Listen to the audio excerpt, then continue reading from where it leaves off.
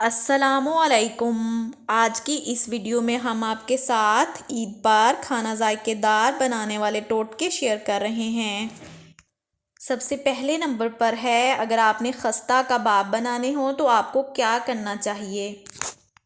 अगर कबाब खस्ता बनाने हो तो इसमें पकाते वक्त प्याज ना डालें, बल्कि मसाले में बारीक कुटी हुई प्याज शामिल कर लें। इसमें थोड़ा सा चावल का आटा और 1 खाने का चम्मच दही में मिलाकर टिक्कियाँ बनाएं।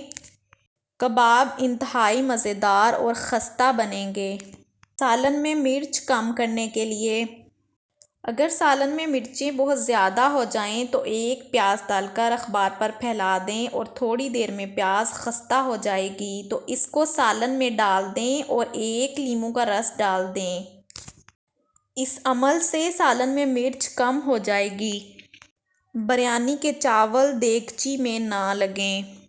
अगर बिरयानी के चावल नीचे लग जाते हैं तो देगची की तह में तेल और दही की तह लगाकर ऊपर चावल डाल दें तो चावल नीचे नहीं लगेंगे और ज़ाया नहीं होंगे।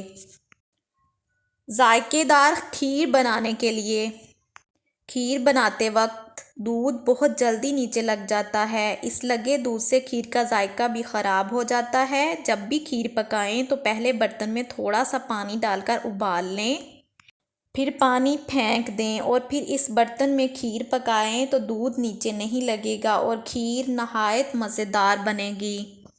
चावल बनाने के लिए, चावलों को उबालने के बाद इसमें 1 चम्मच तेल डालने से चावल अलग अलग हो जाएंगे और चावलों में मुनासिब मिकदार में नींबू का रस डालने से चावल सफ़ेद और खुश जायका हो जाएंगे। धनिया और पुदीना ज़्यादा अरसे तक ताज़ा रखने के लिए, हरा धनिया पुदीना ज़्यादा दिन तक ताज़ा रखने के लिए गिलास में थोड़ा सा पानी डालकर इसमें धनिया खड़ा करके फ्रिज में रख दें। हफ्तों के हफ्ते ताज़ा रहेगा। वीडियो पसंद आए तो वीडियो को लाइक, शेयर और सब्सक्राइब करें। अल्लाह हाफिज़।